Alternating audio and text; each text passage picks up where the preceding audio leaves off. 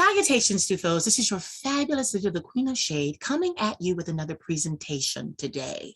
I'm doing something that is out of my comfort zone. I have been interviewing my people that have supported me for any amount of time, and just getting to know them, just getting to ask them questions.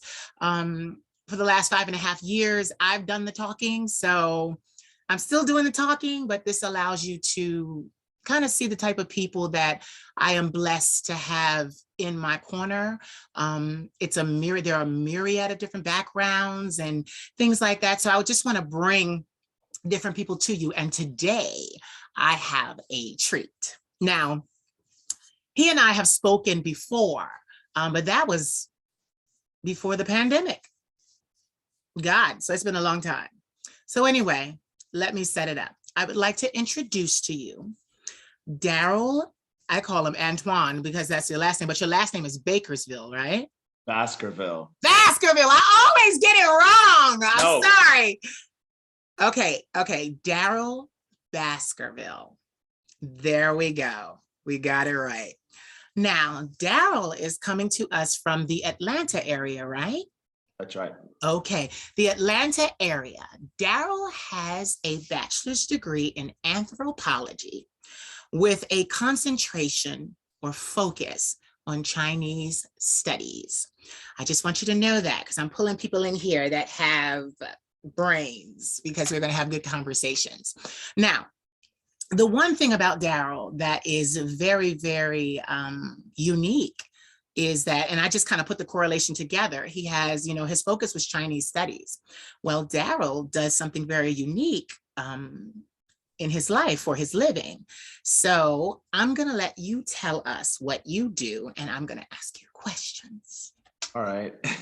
Well, the Queen of Shade, it is so good to see you again. Like you said, before it was before the pandemic hit that we first connected through a mutual friend. And I'm a huge fan of yours. You're amazing. You're phenomenal.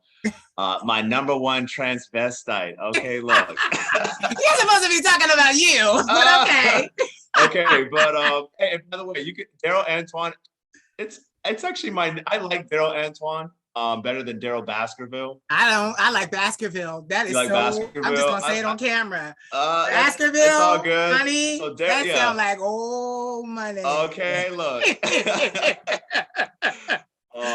That sounds like Antwan old is money. fine, but the full name is Darryl Antwan Baskerville, of which it's a beautiful name. I've come to really enjoy it and appreciate it.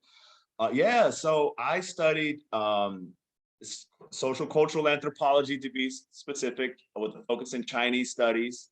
And like you said, I do something that is unique, that's interesting. But correlates with Chinese studies. It does correlate with Chinese studies. To me. Mm-hmm. That's right. So I from Chinese studies, I went to China. And when I arrived in China, I arrived as a tourist, someone who is interested in putting together knowledge with experience, right? Yes. And so I had the opportunity to explore the country a little bit. Wow. And soon after, I began to teach. So before I left the US, I got certified as a teacher to be able to teach in foreign countries. Wow. And so I went there as a teacher, and I started off teaching intro to business courses and economics courses at a university there to students who were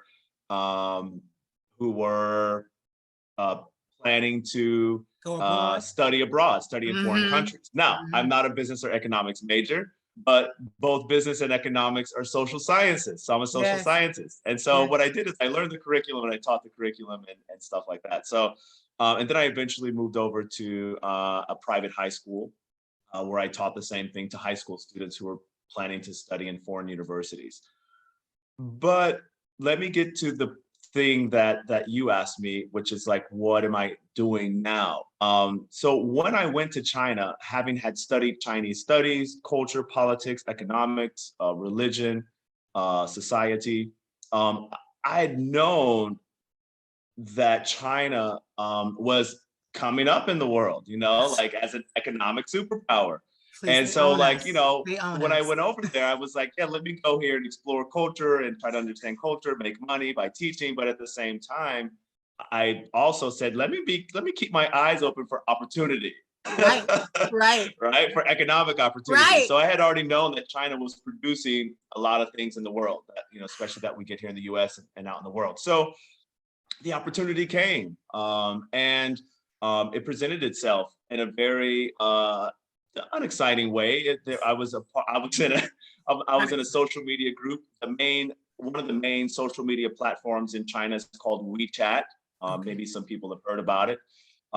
So yeah, I was in a WeChat group. It was in a group for Black Americans. Actually, it was a Black Americans WeChat group, and there was a gentleman in there who asked who wanted to learn about hair. And so I Yes. was just like, There hair. I you was go. like, Now you're saying my magic word, hair. Okay. And so I'm like, look, as many women as I have in my family, as many women as I know, let me just, you know, so I was like, I want to learn about hair. And Yes. so I paid the equivalent of about maybe $200 to take a Right. hair course. That Wow. was my first investment. So, oh, by the way, surprise! Yeah, so that's what I do. I'm in hair.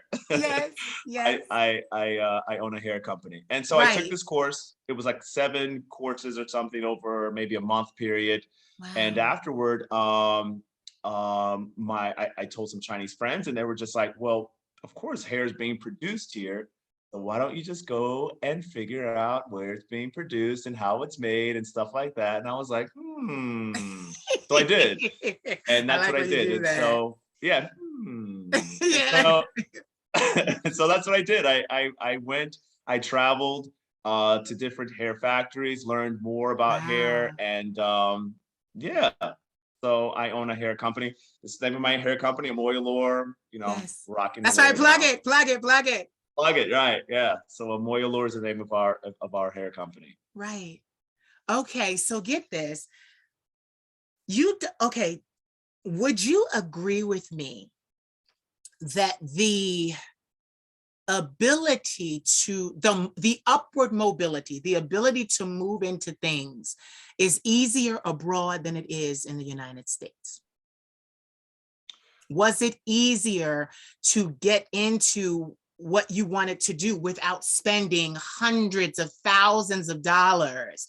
And actually, what I'm saying is, do you find that they value the information more than the money? Yeah, that's a good. Yeah, you bring up a really good point. I encourage anyone who wants to live in another country to do so.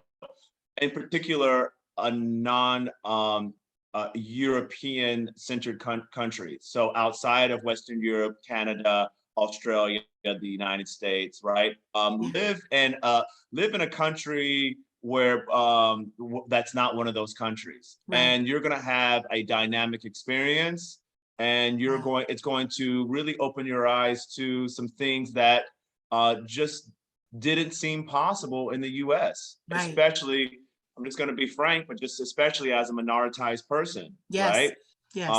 And so, yeah, I definitely, doing business out in the world is definitely a lot easier. It's less complicated as people think it is. Yeah. A lot of the world, majority of the world still, I'm going to just say people of the global majority, right? Mm-hmm. What we call minorities or whatever. Mm-hmm. But in those countries, people are out there getting it. And Yeah. the reason they're getting it is because they don't have the social systems in place, the social welfare systems in place in order to support them. So the Yeah. money that they make is the money that their family's going to live on. Right. But then also governments are more relaxed around creating a business also, right? Because they Right. realize, well, we don't have the social welfare system to help people in that way or to assist people. So here we're going to make sure that the market is liberalized as possible, right? To some Wow. certain degree.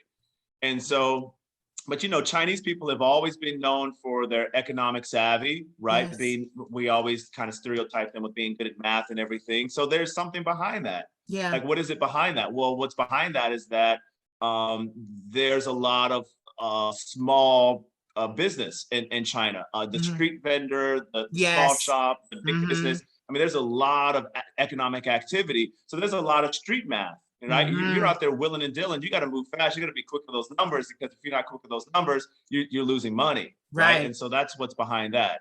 So yeah, so definitely, it is a lot. I would say my experience was that it was definitely a lot easier doing business. And since I've been to other countries too, West Africa, I've noticed very similar. You know, it's just a lot easier to do business outside the US. Wow. Now get this, I'm going to backtrack with you. I'm going to go back to your school days real quick. Why China? What was it about China that made you curious? Because, you know, there are a lot of things you can look into, you know, especially as an anthropologist. I'm surprised you're not in the desert somewhere, or, you know, doing something, you know, digging up somewhere in Egypt, digging up our ancestors' graves up in right. You get what I'm saying. So when did your fascination with China, like what was it? Do you have a childhood memory, or, you know, that said, okay, you know what, I want to learn about these wonderful people? Was it anime? Like what drew you to the Chinese culture and the Chinese people? Yeah, you know, most Americans, when they think about Asian culture, they first go to Japan because of anime, and maybe they had some like sushi experience or something like that. For me, it was really just I think it was the economic aspect of China that really kind of drew me in. I've always been the person who has, you know, kept up with like world news and world politics and economics and stuff like that. So I was constantly reading, and so I just, you know, China just was impressive for me, and I was like, wow, they've really done a lot. And I think around that same time, I was reading some Maoist thought. I was kind of understanding what happened with China and the Chinese Revolution and stuff like that. And so later on, as I kind of got deeper into Chinese culture, I was just really also interested to understand how China resisted Western imperialism. Yes, there you go. There you go. But you know, what I was looking for. That's what I was looking for. Yeah, I was really just surprised. I was like, wow, what is this country that resisted Western invasion? And I was like, this is so interesting. And so then I got into reading about Mao, and you know, one of the first places I visited when I went to China was Mao's hometown. I was just really wanted to just kind of just go there and be like, whoa, who is this person? So wait a minute. Here's this gorgeous black man you just running all over China. You going into their factories. You're teaching school. You know, you're just living your life, La Vida Loca in China. It wasn't a crazy life. It was definitely well thought out. You know. Yeah, but the point is, they let you. That's the point. Like, they let you. You know, like, and you know what's so crazy? You brought back a memory. My dentist is Chinese, and he's been saying it to me for 6 years now.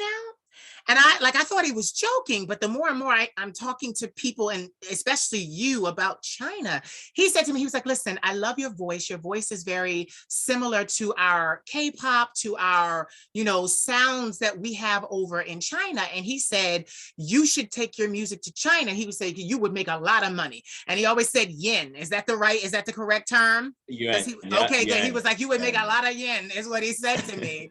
And he was like, no. And then he was like, if you ever think about it, I'll invest. Now, this is my dentist. He's like, there's so many people that live in China, like, you could get this going. And I'm just like, so he made me think. He did make me think that would be one place, because that's not a place where a lot of people go. I look at our other entertainers, and they usually end up in Japan. Right. They don't end up in China. So let's move forward. So when I met you, what was that, 3 years ago? 3 years ago, almost 3 years ago. You weren't just starting, but you were getting the word out about AmoyAllure. And so tell us again, because I got followers and there's new people. So, and this is going to go up and they're going to see this. So tell us the premise behind AmoyAllure. We understand that you went to China, you lived in China. That is big. That is big. You lived in China and decided to go into the hair business. And I want them to understand, you don't mean hairstylist. You don't mean beautician. No, you mean sourcing the hair that we put on our heads, for our wigs, for different looks. Like I want to hear about that again, because most people today don't even understand nor know where the hair that they are having on their head comes from. So I'm giving you the floor, because tell me where this hair came from. Okay, look. Yeah, so AmoyAllure is a hair company and brand that focuses on providing 100% human hair, quality hair that has been tested and that is guaranteed to last a long time with proper care. Wow. And we focus on retail and wholesale. Most of our hair, I'm going to say all of our hair comes from one of 4 places: China, right, Vietnam, right, Malaysia, right, and Indonesia. Wow. And so we like to tell people that because we don't want people to be confused about other names of hair or origins of hair. Sometimes people will use names like Peruvian or Brazilian or Malaysian or Mongolian. And what has happened there is not at one point some hair did come from the places that are on our packaging, but today most of hair comes from China, India, and a few other smaller Southeast Asian countries. Wow. Some hair is being produced in Russia. Almost no hair is being produced anywhere in South America. Right. But what we have is textures. And so what companies are doing now is we're providing textures of hair that resembles people from Brazil or Peru or Mongolia or something like that, or Russia, right? Right. And so that's pretty much our hair in a nutshell. So what makes AmoyAllure unique is that very information, is that we provide people with the truth about their hair, if there's any value in that. But we do like to tell people where their hair comes from. And then instead of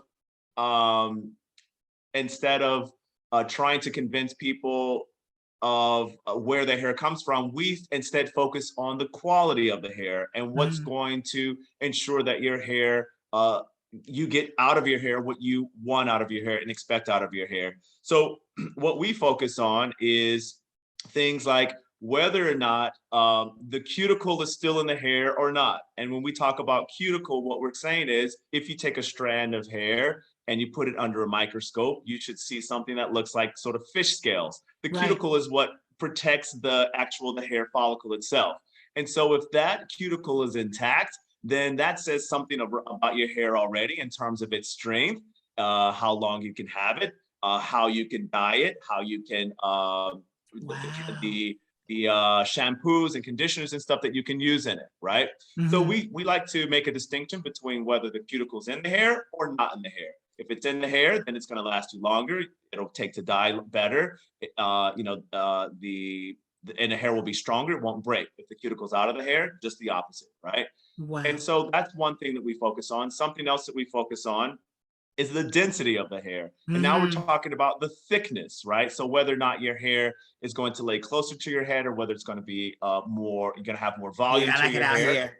Exactly, right? So we got that drag queen hair, and we got that Cardi B, Cardi B slick hair. Yeah. Right? So we focus on density as well, right? And then we also focus on how your hair can be lifted to certain colors, right? Not all hair can be lifted to the same color. It depends on the processing of the hair, whether there's a light chemical process that happens at the production side or a heavier chemical process that happens at production side will determine how high you can lift your hair, right? And so There's something in the market now called raw hair. Raw hair can go from a black color, all the To a way up blonde. to a blonde color. So Wow. those are those are the things that we focus on. So this is what Wow. makes us unique, is that we spend this time to try to educate our customer base about what good hair is and what not good hair is, and we try to we want to provide our clients, of course, with excellent hair, right? I'm glad that you said that, because what customers don't understand is there's a lot of bad hair out here. Like, you try to wash it and it gets all ratty, or you try to, you have to be really careful where you get your hair from. And human hair, would you agree that human hair is the best hair to get? Human hair is, of course, the best hair to get. Mhm. So some factories will do some tricky stuff now. They will say 100% hair. They might take out the human part. They might say they just might say human hair on the package, and people in their minds are just kind of thinking, oh, this is 100% human And hair. it's not. When really it's maybe there is human hair there, but there's probably some synthetic or some other type of hair in there. So there's a lot of tricks in the market and then because, I mean, here's the truth about the hair industry. It's probably one of the most unregulated, lucrative businesses in any market in the world. Okay. It's just not regulated. There's just no standard. Wow. And so we like to say with AmoyAllure, we are the standard. Right. And we say it because nobody else is saying it. And so we're just going to go ahead and coin that. So we're the standard. Exactly. You said it. I got it. It's going out to the world. So so that's something. So with human hair, the price point, is this something that a normal person, not a queen of shade, but like my sister who's not, doing entertainment and doesn't have entertainment coins, but regular people is this something that regular people can afford? Yeah, good question. Is hair affordable? Yeah. Well, I mean, right now in the last couple of years, I mean, the pandemic has just done a whammy on all the markets. So prices are up in hair. Hair prices are up across the board. Right. And so, yes, hair is affordable. For example, we have 5 qualities of hair in our bundle selection. Right. We produce both bundles as well as wig units. So what many wearers of our hair are doing today are turning their bundles into wig units, which is perfect because you're going to get a lot more wear out of it. Right. So at our price point, our lowest price point, for 20 inches is maybe about for 20 inches, it's around like $35 a bundle. Yeah. So if you have 2 bundles and that's around $70. You want to put a closure with that, that'll be another $70. So that's $140. That's not bad at all. For hair. Now we can let's see if we can compare that with something else that we like.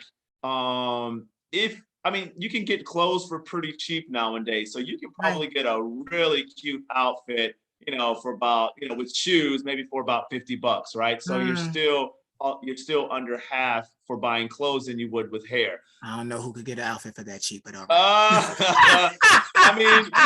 I can have it look like something. I'm talking about the working class. Let's talk about the working class person. Right. They're going to go out on the weekend. They're going to be going to, they're going to be hitting up Rainbow. They're going to be hitting up Route 21, right? Right. And they're going to get their little cute outfit. For about that much. And so we're thinking the hair is probably double that amount. Well, is hair really worth it, right? Yes. Is it worth paying $150 for 100% human hair? Yes. I'm not going to make that judgment, but I say yes. Because because even as you're speaking, I get dressed, I buy my dresses are cheaper than my hair.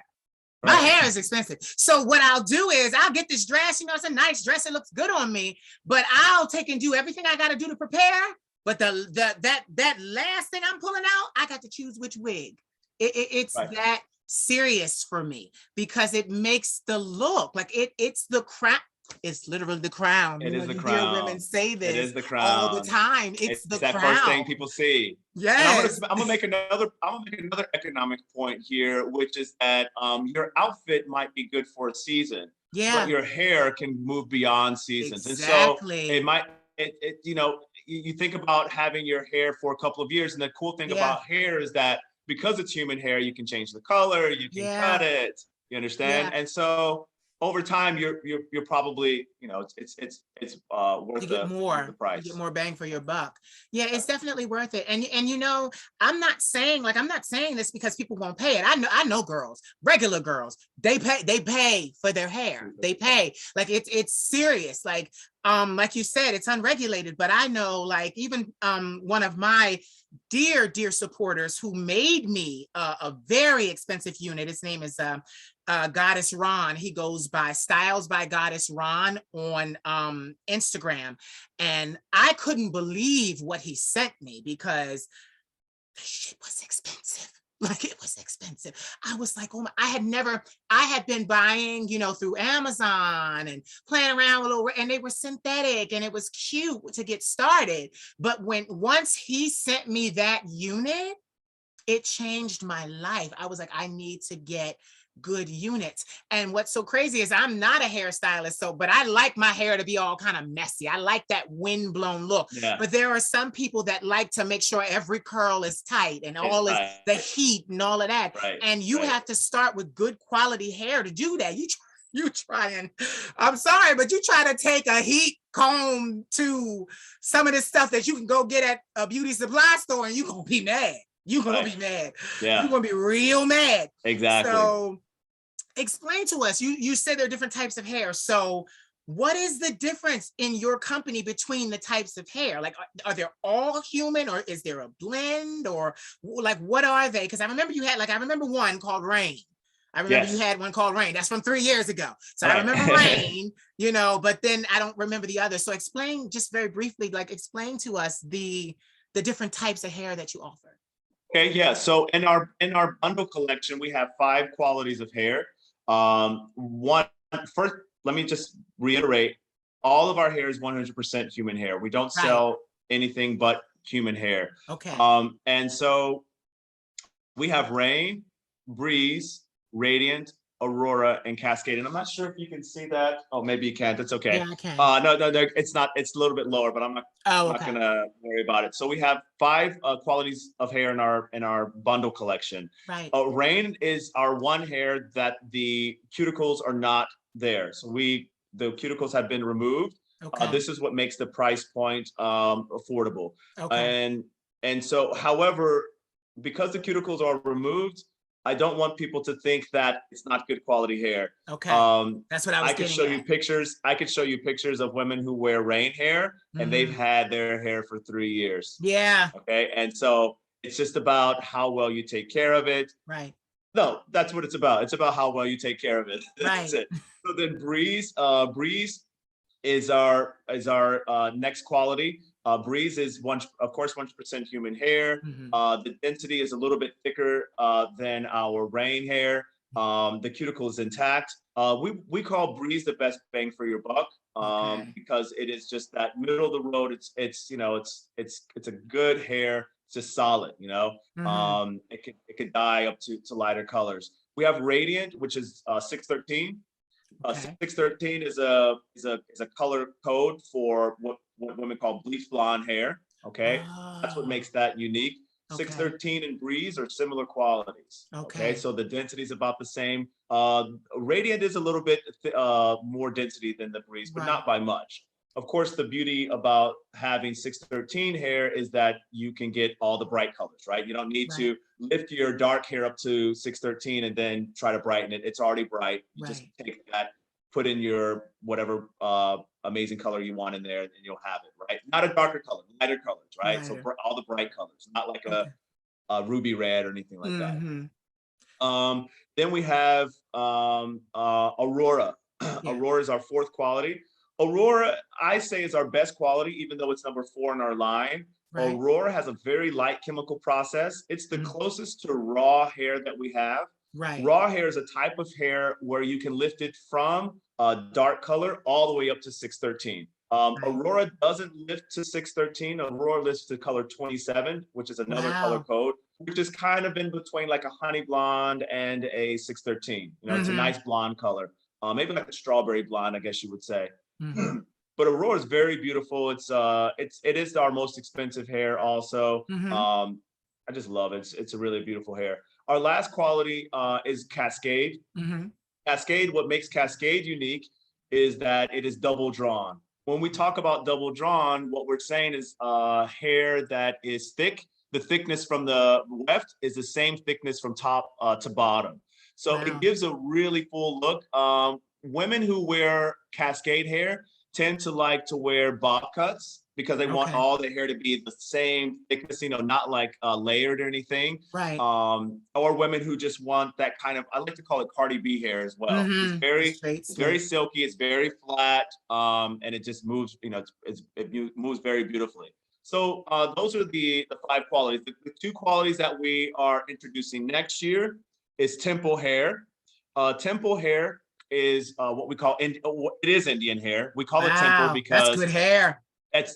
That's really good hair. That's really good hair. I'm like, ooh, that's and it's really expensive, but it's beautiful, but it's expensive. Yes. Of course, it comes with natural waves. It comes with natural deep waves, so we don't have to create them in the factory. It already comes with that. So temple hair will be one of the ones that we'll introduce next year, along with raw hair. Again, that raw hair will be the hair you can lift from dark color all the way to 613. So currently we have Rain, Breeze, Radiant, Aurora, and Cascade. Okay. What I like most about your approach, which was why when I decided to leave Instagram and do stuff on my website, I had to speak to you again because I noticed that, and now I know with your bachelor's degrees and your focuses and also being abroad and teaching, I like that there's an information side, there's a teaching side to your business. Like people that really want to know, I like the fact that you guys are teaching, and it's to me, it sounds like not only can you get this information, but you'll probably open up your own store. Like, like it sounds like because you provide so much information about this hair. And a lot of people, get this, girls spend hundreds of dollars. Like I had this one friend and she was like, oh, I gotta go. I got some party I'm going to. She spent $500 on a wig, and that was on sale. Like that was on sale. Wig that like in excess of 1,000, 1,500. Like, and what I noticed is Black girls are buying this hair. Oh yeah, it don't matter. They will work. They will work their fingers to the bone to afford this hair. Like that's what I love about this business, and that's why I brought you on, because this is not something like, oh, this is out of my price range. No, these Black girls are buying this hair. So I brought you on because I want you to get more exposure, because like the fact that you know so much, you're not just like, here you go, 613, take it in, no, this is how you treat it. This is how you care for it. You can dye it to this color. If you want to cut, this one's thicker. Like naturally I'm an intellectual entertainer. So I like the intellect behind it. Right. So I'm going to shift real quick. You're an educator, absolutely. Yes, like I like the education, which is why I said, well, I'm doing that lately. When I bring people on, like, this person has a degree in this. Like, because I live for enlightenment. And I believe that enlightenment can happen in every single area of our lives, especially if we're putting something on our head. Because I'm going to tell you the truth. I don't know where this came from. Right. I don't know where this came from. It looks good. It's human. I know that. Right. But you could have asked me, Queen, like somebody could say, hey, we want to pick you up for this, that, and the other. We like that hair. Can you get more? Do you know where? Like a lot of these people, we don't even have like to go back and be able to buy from the same person, get it. Like it's so weird. So your company, company kind of is always there. They can come back and ask you any question that they want. Mm-hmm. They can come back and say, hey, I want to do this to it. My stylist, Goddess Ron, you can send your wig back and he can repair it. That is a service that he offers, but you can pay for that. But my thing is that there are some people that offer that. Other people, they don't offer that. Like he will actually repair the wig, the unit, and send it back to you. And it's just like, hair, I want to say in the last 3-4 years, it fascinates me because it has made, like, being a youngster, when I was young, being in Paris and being a model and learning different things about it, I learned that my face could carry a lot of different looks. And it's so funny because I never worry about what I'm going to say. I always worry about how I'm going to look. To me, that's the challenging part. Me saying all these things and having 22,000 Queen of Shade videos, that I can do that. It's this hair. Like, it's the hair. Like, I'm not even worried about the dress. I'm like, what is this giving? What is this giving? So I love that you are so well informed about your hair. And yes, that the pandemic put a whipping and a hurting on a lot of businesses, because even me, honestly, my LLC went out of business. It did. We could not afford to keep our doors open. And I had to wait until after, I think it was 2020, like moving into the beginning of 2021, I had to start a whole new LLC because it just did not, we didn't have it like that anymore. And I'm not ashamed to say that, because I learned a lot in that setback, and setbacks, especially at like our levels, when you're in business, when you're in commerce and you are your own boss, it's never really a setback, because even if you start over, you have all the knowledge that you've amassed and gained to that point. So you're really not starting over. You're just kind of like rebranding, repositioning, but you still got, like with me, I started over, but I got all those videos that, I had done, so I can use them. It's not really a hurt, or not really an imposition. I appreciate you saying that. I really appreciate you saying that, because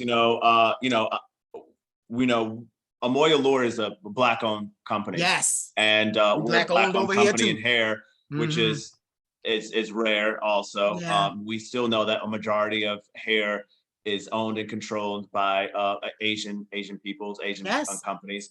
And so, hey, one second here. I got. I was going to ask you. That was my next question. Okay, finish what you're saying. Asian and keep. Yeah. So Rudy's all over the place.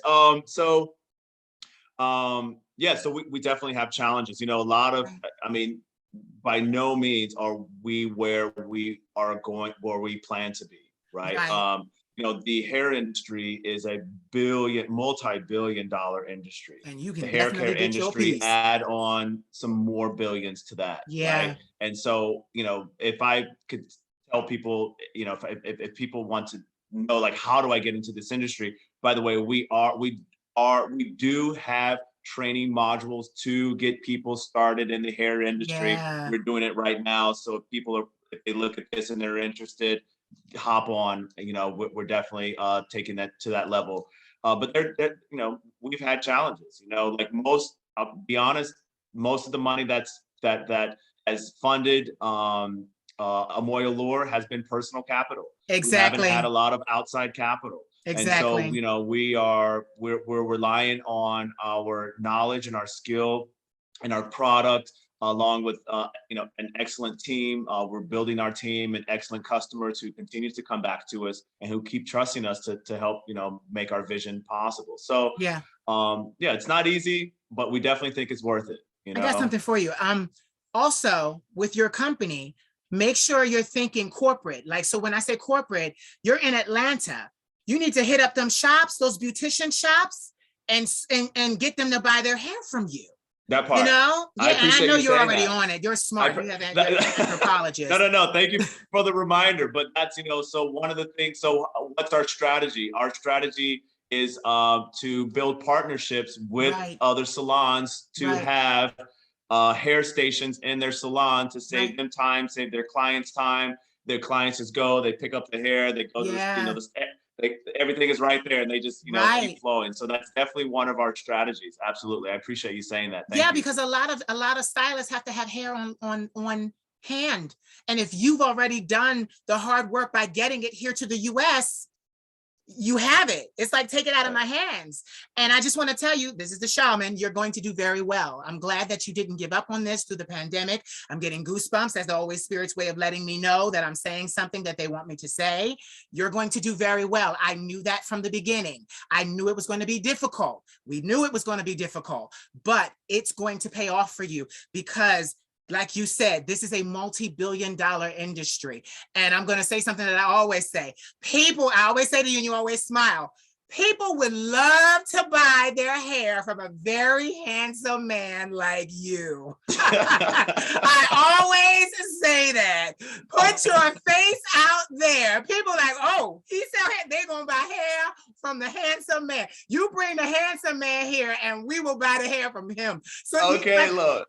Yeah, like, but you know what it is? Because when I was in Paris, I had a editor-in-chief at that time. She was editor and fashion editor of Essence magazine. At that time, her name was Ionia Dunlea. She taught me something. She said, listen, to get into this business, you need to utilize every single talent that you have. I wrote her an email and she realized I could write. She said, you could be a freelance fashion journalist. You saw shows, you have an opinion. She taught me to use everything that I had. And it's so crazy because when I went to YouTube, went back in 2008 and just started, I was doing everything. I was singing, I was dancing, I was anything I could think of, I was doing to kind of like let it stick, help it to stick, and nothing was sticking. So then I leave YouTube because of hospitalizations. You know, mental illness sometimes gets the best of you. I'm better now. But then I came to Instagram and I started still doing everything that I do. But it kind of streamlined itself because it was like they needed to hear the pep talks that I was giving myself. So that's what helped me streamline. But anyway, off of me, AmoyAllure has a mascot and we're gonna meet their mascot. So please introduce AmoyAllure's mascot. Okay, so everyone, this is Rudy. Say hello, Rudy. Hi, Rudy. Rudy. How old is she? Rudy is 7 months old. Oh, she likes to be held. My cat does not like to be held. So spoiled. So here's the story about yes. Rudy. Yes. Rudy's a rescue. Okay. And how it happened is I owned a black cat prior to. I didn't own it. It was my sister's cat. Right. And but she was a black cat and her name was Lavender, and Lavender was just so special and so cool. Yeah. And so I was like, whoa, I would love to have another black cat so that they can be friends. And so so I was just a thought. So one day I was delivering some hair and to a salon, and I heard some noise. I just heard a kitten's meow, and I was like, wow, what's that noise? And so I look over and it was like near this truck. And so there was some ladies, there was a nail shop beside the salon I went to. It's called Ruby Nail. Nail. And so there were some Vietnamese, it was a Vietnamese nail shop. Some Vietnamese ladies were taking some stuff out of their car. And I was over by this truck and they were like, oh yeah, this truck belongs to one of the guys who works at the salon. So they bring him out and he's like, yeah, I've been hearing this noise for 2 days. I don't own a cat. I don't know what it is.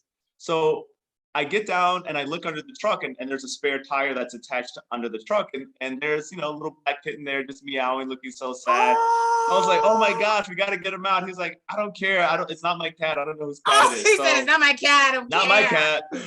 I would have had a whole conniption. I'd have been like, save this cat. Save it. Yeah. The fact that he told me it was there for 2 days, I was like, 2 days? I was like, what? You hear this cat noise and you call don't anybody? Anyway, so I get Rudy. And so I was trying to think of a name and I came up with Ruby because it was Ruby Nail. So I was like, Ruby, okay, makes sense. So I had Ruby for a few weeks, just really busy with the company and just life and everything. So I wasn't able to take her to get her checkup and shots and make sure everything was okay. So I just bought some Enfamil, and because I was like, maybe it's malnutrition, and I know Enfamil is like fortified. So she really loved that. And so Ruby finally got over. Ruby finally got over to the vet, and to our surprise, Ruby wasn't a girl; it was a boy.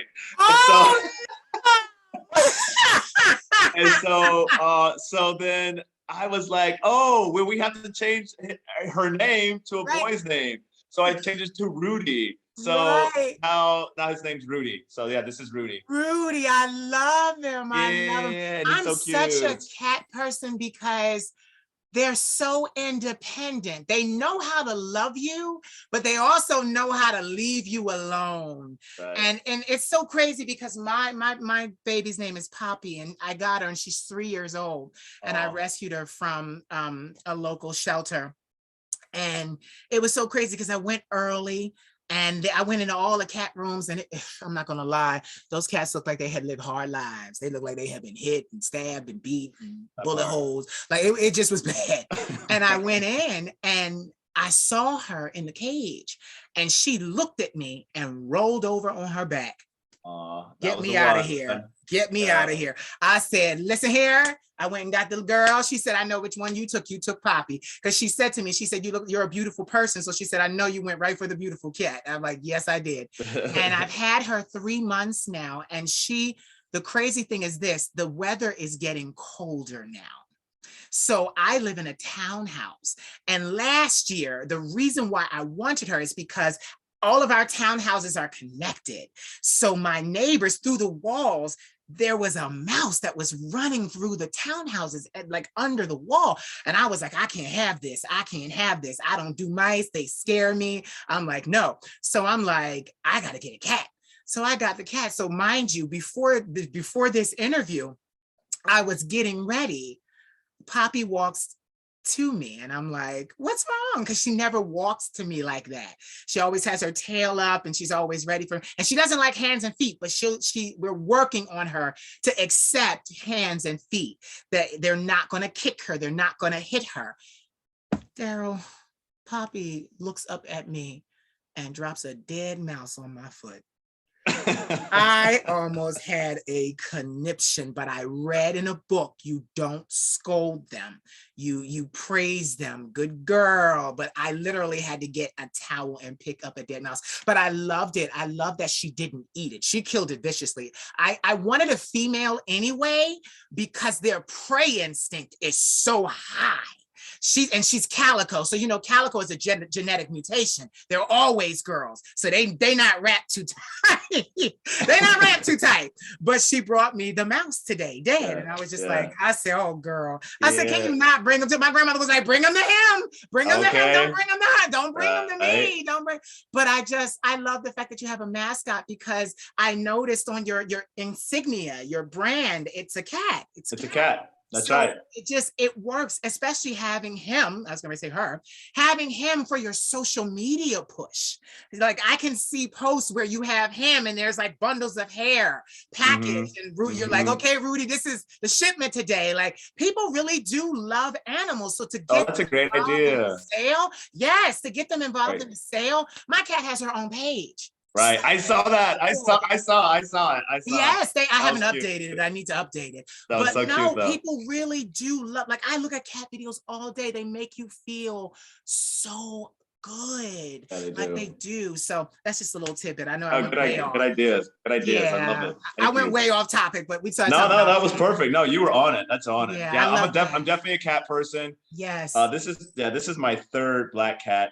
He's so cute though, and I just love him so much. And the thing is, for him to be, I'm assuming a wild cat. I went back to the guy and I asked him. By the way, his name was Antwan. Right. And so I was like, Antwan. So I was like, what? Where do you live? And he told me where he lived and everything. And he said that the mother cat was gray with white paws, but he wasn't sure about the father. And so I was just trying to figure out if the gray cat was a house cat or what was going on, or domesticated. But he's so cute. He's so cuddly. He plays well with my dog Cody. I saw he has a best friend. So they're cute together. I saw that. And so our logo is a cat, so it definitely works. Yes, it definitely works. So I don't want to get too carried away. Tell us all, because it's almost time. Tell us all where we can find you, like online. Do you have a website? I know you have a website, but tell us now. I'm going to put it all in the description, but tell us. Okay, so of course everyone's on social media. So for the clients who are on Facebook, of course you can go to AmoyAllure. And if you're on IG, also AmoyAllure. We are on TikTok. I have someone on our marketing team. Does our TikTok our posts, but we are on TikTok at AmoyAllure also. Website AmoyAllure.shop .com, but .shop, so AmoyAllure.shop. You can also Google us and it'll take you all over to the website as well. So then if you want to email us, AmoyAllure@gmail.com. So that's That's everything, right? Those are all the channels. So much. I just want to say I appreciate you doing this, because this is honestly, everybody's like I ask people, I'm asking everybody to have these conversations with me, and they're like, and I'm telling them, oh, I'm new to this, and they're looking at me like, look at all of these interviews you done. You're not new to this, but I appreciate you taking the time, because this is the holiday weekend. So I just thank you for taking the time to talk to me today. This was an amazing conversation, and we keep coming back to each other. We don't talk often because we're both very busy, but at the same time, I'm rooting for you, and I see it with my eye. I see it with my spiritual eye, that this brand is going to take you where you've always dreamed you've ever wanted to go. And that's a lot. And some people, they I'm going to say this to you too. Some people try to offer you vehicles. Oh, this will get you there faster. You don't want to get there faster. You want to get there when you're supposed to get there. So you stick with your vehicle. Your vehicle will pay off. I've had people try that. Oh, well, do this, do that. No. I'm going to stick with what I'm doing, because I built it. I know it. And I don't have to worry about if it runs out of gas. I know my car. I know my vehicle. And it's the same with you. Stick with it. And it's amazing, because you're in a business that will never go out of business. It will never go out of business. I don't want to say it, but you got a lot of bald-headed people in the world like me. Look. And we need hair. Look at you bald-headed too. Look, I need to play. What's okay, real quick, I know you gotta go. But I want to create a personality. I want to be a personality within my company. I don't feel like I am. Like, I want to be like, I don't know, what do you think? Like the bald-headed guy who sells hair, but that's too long. Right? I want to have some kind of like catchphrase. Like, I don't know, like something. You're the handsome man. You're the handsome man. You're the handsome man. Oh, that's too easy. You're the handsome man. Okay. All right. All right. Thank you so much for doing this. And I will talk to you later. Okay. I'm going to end this now, guys. Say goodbye. All right, bye-bye. Thank you. Thank you.